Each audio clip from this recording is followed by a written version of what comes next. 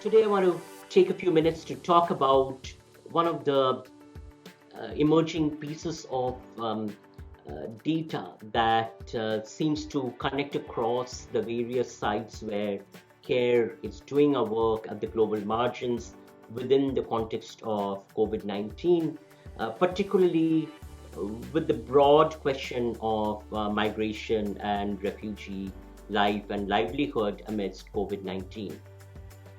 There are three elements in our research that seem to really speak to the necessity for engaging the question of COVID 19 within the broader context of social structures. The first element is in terms of the communicative work of legitimizing precarity of migrant workers and refugees within the everyday cycles and rhythms of neoliberalism. Neoliberalism, as a form of governmentality, works actively through the production of the margins across the globe. So, one key element of the neoliberal transformations that we have witnessed both within the global north as well as in the various spaces of global south is the active creation of processes of expulsion, in the words of Saskia Sassen, of displacement in the words of David Harvey, where communities at the global margins are actively worked on in order to expel them from their everyday spaces of life and livelihood. And these spaces then are incorporated into the extractive zones of global capital. So the process of producing expulsion is integral to the expansion of global capital across the globe. And intrinsic to these processes of expulsion is the creation of precarity, because people, households, families, entire communities expelled from their spaces of livelihood in the global south are then incorporated into the mobile pathways of neoliberal capital as floating bodies or as moving bodies. Their movement into the spaces and circuits of capital, into sites of extractive profiteering within the nerve centers of capital, is constituted by then these processes of expulsion. While at the same time that people, households, communities at the global margins of the South are expelled from their spaces of livelihood, the urban spaces, the spaces of production of neoliberal capital, are organized in the logics of the free market. Now, essential to this organizing of the logics of the free market is the systematic attack on unions, on collective organizing, on the capacities of workers to have a voice, attacks on social welfare, and attacks on policies that might have anything to do with addressing the needs of those at the margins.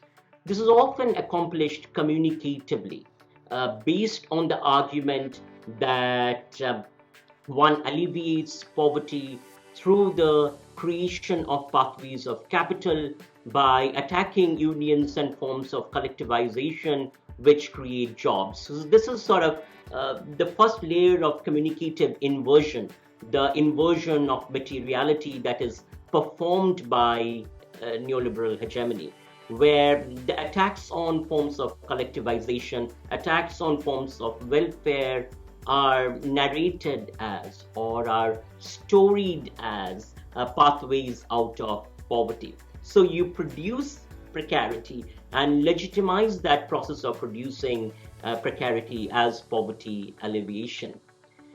The second layer of erasure takes place in terms of the language of mobility.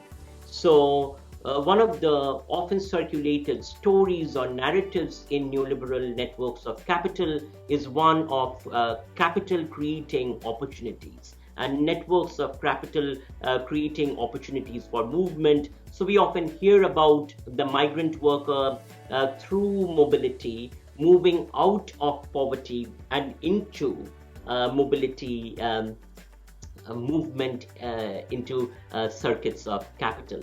And this is seen as a way of alleviating poverty.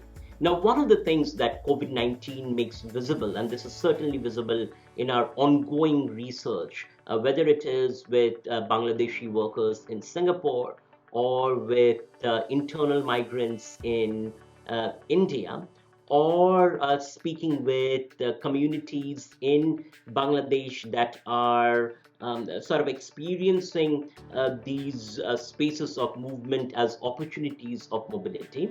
The thing that becomes apparent is the gap between, or the fundamental disjuncture between this narrative of mobility and the actual lived experiences of hyper precarity, of struggling with precarious lives without protection, without access to food, without access to decent housing, without access to health and health care, and without access actually to even transportation to get back home. So, in our ongoing conversations with migrant workers in India that are stuck in these networks of production, primarily sites of technology and digital innovation that are often sold as the image of a dreamy India. In these narratives, the migrant workers talk about not having access to food, of going without food for many days, of not having access to healthcare, of not knowing when they are able to get back home. For many of them, home provides some sense of respite. So it is that space that they have been expelled from that actually ironically works as an inverted space for hope, as some sort of security for access to food, for access to shelter. And then constituted in this backdrop then is the immobility. For many migrant workers that I've been speaking with over the last month, the opportunity to even move back home, is not available. There aren't transportation facilities available. For many migrant workers, they have walked for miles just in order to try to get back home. So fundamentally, mobility is built upon immobility of the precarious classes, and particularly in terms of their lack of opportunities to organize, to be heard as collectives. So even as you have these large numbers of workers that in many ways are imprisoned in these sites of production within cities, that they do not have the fundamental infrastructures of movement, of moving back to spaces where they feel that they could have access to the basic resources of life and livelihood. The second thing then that I wanted to bring up is the narrative of altruism. So propped in the backdrop of these massive inequalities that have become visible, states, transnational corporations, private interests prop up the story of altruism, appealing to kindness, appealing to the human capacity to do good, inviting us to support the workers by drawing upon a narrative of kindness. But this narrative of kindness, this narrative of altruism, we must recognize is pretty much the fundamental infrastructure of neoliberalism, because kindness keeps power structures intact. Kindness articulated as the delivery of services to the now visible migrant workers in our spaces actually obfuscates and erases the necessary conversations on policy changes, on infrastructure changes, and the kinds of transformative um, policies that we need to put in place immediately as well as in the long term in order to be able to address these fundamental structural issues. So the invitation to kindness in that sense works on keeping power intact in the hands of those that hold the power, while simultaneously erasing and continuing to erase spaces of articulation from the margins. Which then brings me to my third point. Across these spaces where the care team, our community researchers have been doing our field work, what is evident is the tremendous attack on human agency, on collective agency, and the ability to collectivize, and this sense of fundamentally being erased by not having a voice, by not having a say. Um, uh, I have had multiple conversations with workers in Singapore, for instance, who talk about being scared to say anything. And this is tied to their precarious positions as workers whose work permits are tied to their employers. So the temporary nature of work, but also the nature of the organizing of the work permit that keeps power intact in the hands of the employer. This is also evident in the voices of the workers I have been interviewing in India, who talk about not having a space to voice, who talk about the tremendous police violence, the violence that is being carried out by the police in the name of lockdown, and not really having a space to articulate this violence, to talk about this violence, to challenge it, and to resist it. So what emerges from this picture, at least from the preliminary work that I've been doing and our teams have been doing, is the necessary for building communicative infrastructures, is the necessary for agitating toward communicative equality. So while various band-aid solutions, the organizing of food, the delivery of soaps, are good and are responsive to some immediate problems, they really are band-aids, and we must recognize that.